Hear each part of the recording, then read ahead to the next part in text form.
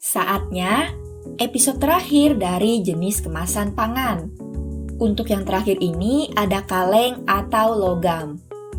Wadah logam dalam bentuk kotak atau cangkir emas digunakan pada zaman kuno sebagai lambang prestis.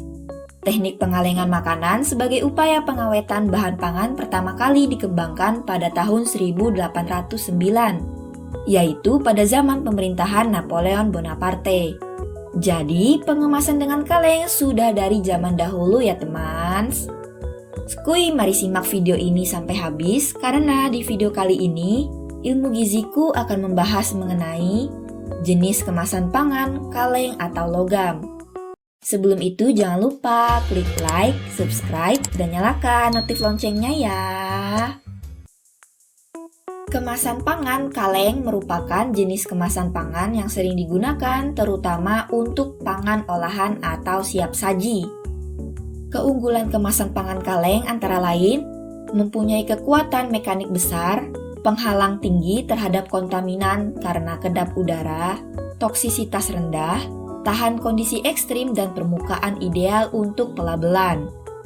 Namun jenis kemasan ini mempunyai beberapa kelemahan, antara lain produk makanan yang dikemas dalam kaleng akan kehilangan cita rasa segarnya, mengalami penurunan nilai gizi akibat pengolahan dengan suhu tinggi, dan timbul rasa logam atau taint kaleng atau rasa seperti besi akibat coating kaleng tidak sempurna.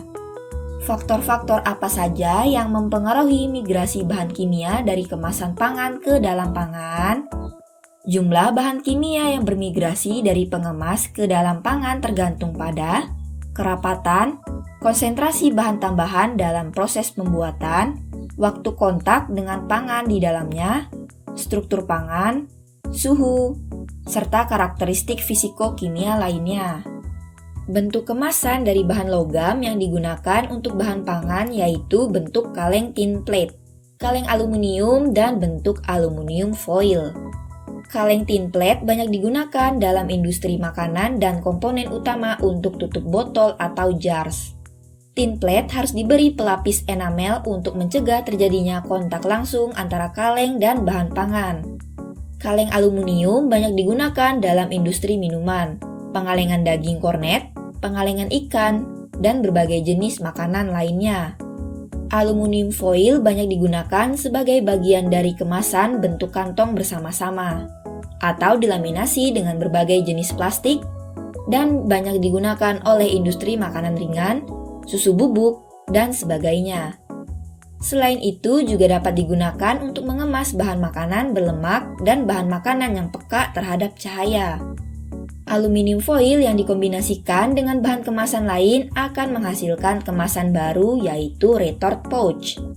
Kemasan kaleng bebas timah adalah kemasan yang tidak dilapisi timah putih, dan kaleng ini banyak digunakan untuk pengalengan makanan. Kemasan aerosol adalah kemasan yang digunakan untuk mengemas pangan seperti whipped cream.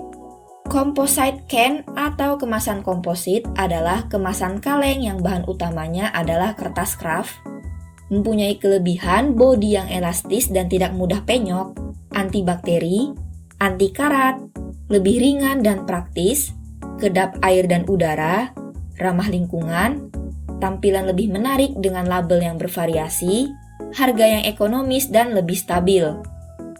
Composite can dapat digunakan untuk kemasan produk makanan, biskuit, snack, sereal, makanan kering, abon, kacang, herbal, permen, coklat, kopi, teh, dan lain-lain.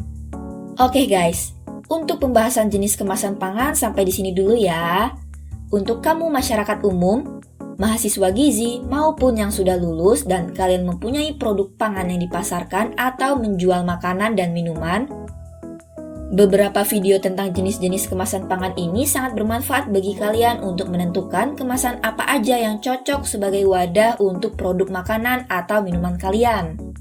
Gizi seluas itu loh guys, selain membahas tentang makanan atau minuman, gizi juga perlu mengetahui tentang barang yang bersentuhan langsung dengan makanan atau minuman.